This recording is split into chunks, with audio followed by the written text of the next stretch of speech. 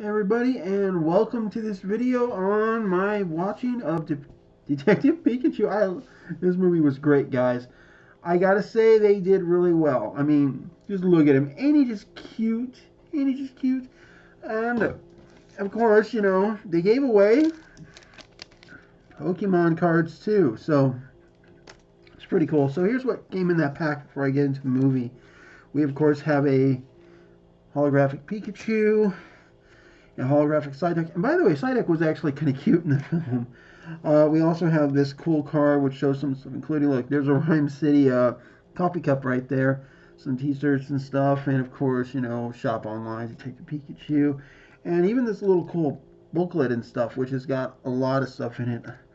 Um, the movie was great, and what surprised me was how it opened up, how it worked. It was just so good. First of all, the movie opens up with the whole Mewtwo escape thing. I'm not going to go into too many spoilers, especially once we get to a certain point in the film. And even then, I'm going to be very vague as best I can. But there are some things I have to talk about.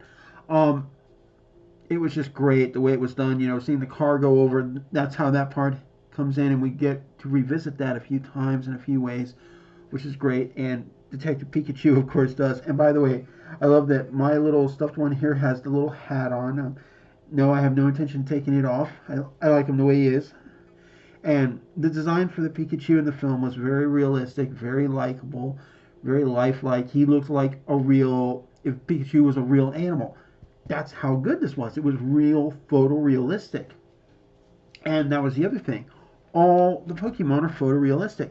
So after that sequence with Mewtwo, we then jump to Justin Smith's character, the son, and his friend, who I believe is played by Depender from Deadpool and stuff, takes him out, and he's like, no, you gotta live, man. And there's a crying Cubone. And, Mother's Day is tomorrow. I'm doing this one on the 11th. I went to see it on Saturday. I had to work Friday. Um, I love it. The poor Cubone is just crying, and of course, what does he do? He makes a crack about the fact that Cubone is wearing his unfortunate mother's skull. Yeah, that still gets me a little weird.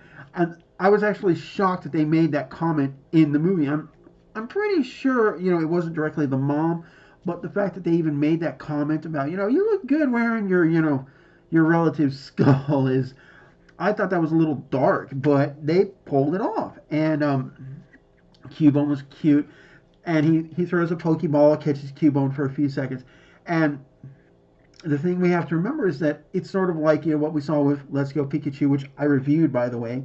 So that was cool. And Cubone gets out, and he's like, "Oh, I said run!" There was so much emotion, so much energy. You could tell that I think these actors were having fun as much as they were enjoying making the film. Then, of course, he gets back to his hometown, and every once in a while, I see like maybe one or two little Pokemon, but it looked like a real town you expect to see here in the U.S. or even some towns in Japan. It looked very realistic. I love the fact he's like, no, I'm an insurance adjuster. I'm like two promotions ahead of where I need to go, and it worked so well.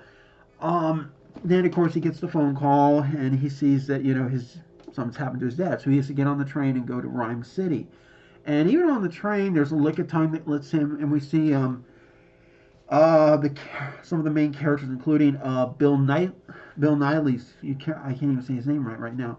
The guy who played Davy Jones, and he's the guy who built Rhyme City, and it's so cool. There's a picture of him with a bunch of Totodiles, I believe. It's been so long since I've actually had a chance to play with those, and I loved those Pokemon. That was a Pokemon picked in those games for the advance, because the water type, they were so cool. And I actually did have a little stuffed toy I bought for my mom. It was her favorite too. It was just so cute, and you see him doing all of the promotional stuff. So it worked great. Um, then of course he gets to Rhyme City and he's just walking through. I mean, we see a Snorlax sleeping in the street. We see I think it was a Mutchump, you know, directing traffic. Um, there's all of these Pokemon. Apoms are everywhere. These little tiny ones. I mean, there were so many Pokemon. both with people and just all over the place. I mean, I saw two cops walking with growliths. I saw another one had the little pink bulldog Pokemon, Ken Watanabe's character, and I love the fact that when Ken's character comes in, he's very sympathetic, and he thinks Justin's character is going through this great tragedy, but he quickly gets surprised by how everything's going, and then of course Justin's like, we didn't have a great relationship with my dad, and that develops a little bit of a dark backstory element and a really sad one for these characters, for the father and son. And and at one point he gets to his apartment and he sees a Psyduck, and then he meets this female reporter who is of course the lady we see in the trailers with the Psyduck. I don't want to give too much away about her, but she's like, something's happened, and then of course he gets in and he starts to look around and he sees that his father really wanted him to come, and he even had his entire room set up for him. He never changed anything. It was like looking at somebody who had a child die. That was the best point I could come up with, and it was so well done. And then of course, his bed is, by the way, is a detective is a Pikachu bed, and I love that Pikachu's like, wow, I'm both excited and creeped out at the same time. It's so well. And eventually he meets Detective Pikachu, who turns out to be his father's Pokemon partner from the force. Everybody on the force kind of has a Pokemon partner. In fact, you hear everybody talking about, like, where's your Pokemon? He's so shocked by this, but it does make sense when you think about it. Everybody has one. And, then he hears Pikachu's voice, and this is after he's messed with this strange cylinder with this purple gas stuff called R, which I understand was part of the game as well. Now, here's the thing I want to point out is that I never played the game. I haven't even done any kind of spoiler stuff. I've tried to avoid it as much as possible because I wanted to go into this film completely fresh. I don't know anything that's going on. That way I could just watch the film, and it worked. Then of course they start to go through and experience things. They start to slowly try to solve the case, and it's clear that Pikachu's doing stuff. And at one point, he's like, "We're gonna do this, you and me," and it just keeps getting better and better from there. And then eventually we get to, of course, the underground fight thing. Now, this is where I want to point out that in part of the movie's plot for Rhyme City, there are no Pokemon battles. Pokemon and humans live in harmony, but there is an underground battle arena, and you get arrested for this sort of stuff. At one point in the film, you actually do see a massive, like, football stadium, and here in Vegas, we're having the Raiders Stadium built, and it's amazing to see that thing being built. And there's a football, like, stadium kind of thing done, and we see what I think could be an older Ash Ketchum, the right kind of all that stuff, as an adult, a professional Pokemon battler. I thought that was a nice touch in the film, and it works so well. They really went all out on that point, and the film just keeps building, and eventually, he meets with, of course, the guy who made Rhyme City, Bill Knightley's character, and we learn that there's a lot more going on, that this R stuff, something with Pokemon evolution and stuff, and then he meets with the reporter again, and they slowly start to realize there's more going on, and then eventually they find this research facility, and that's when we start to move into the climax of the film. Now, I missed a lot of stuff, but it really gets better. We eventually figure out a lot of what's going on. It just starts building, and my God, the sequences in this film, you would expect, like, a Pokemon movie is not going to be this action-packed, right? No. This thing had a lot of action, a lot of stuff, and it just fits so well, and it looked so good. I mean, I was impressed. I mean, there are so many Pokemon in this movie. I'm like, that's cool, that's cool, that's cool, that's cool, that's cool, that's cool. I'm just like, I'm having a nervous breakdown trying to keep up with it. And that worked. And my God, I could not help but be like, just impressed. And it just kept getting better and better. I also have one other advantage. I went to go see this movie in 3D. It was the earliest showing that I could get to see the movie at.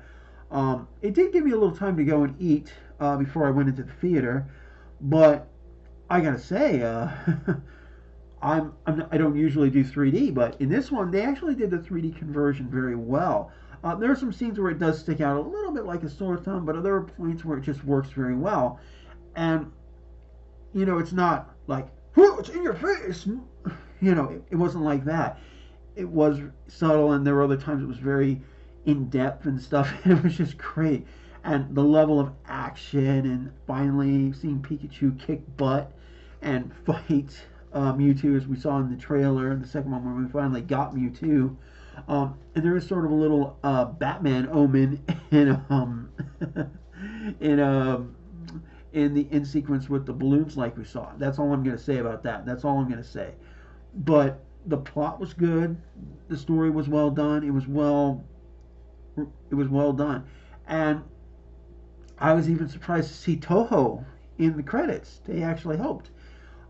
This movie was just so good. Pokemon, it worked.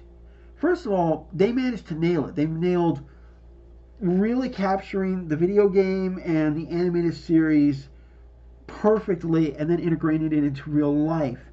And the only other movie, actually the two only other movies from a video game to, actually technically three, that have been from video game to motion picture that have actually made sense, looked good, and been successful can be pretty much counted on my hands. And one of them, I don't know if people will count it, and that was Mortal Kombat, Resident Evil, and those two did very good. But Assassin's Creed, I can understand. Assassin's Creed wasn't a great big hit, but it still made its money back, and it still did pretty good. I understand if it didn't make a whole lot of money that everybody was hoping for, but it still made a presence. And when it came to home video, people were watching. I loved it. I wish I could show footage, but I don't have that kind of time. I mean, here I am holding my Pikachu, for crying out loud. It's actually one of two Pikachus that I have. But it was so good. And I mean, I love the hat. I love the whole storyline. I love how he's doing things. I love how he's got amnesia. He doesn't know what's going on.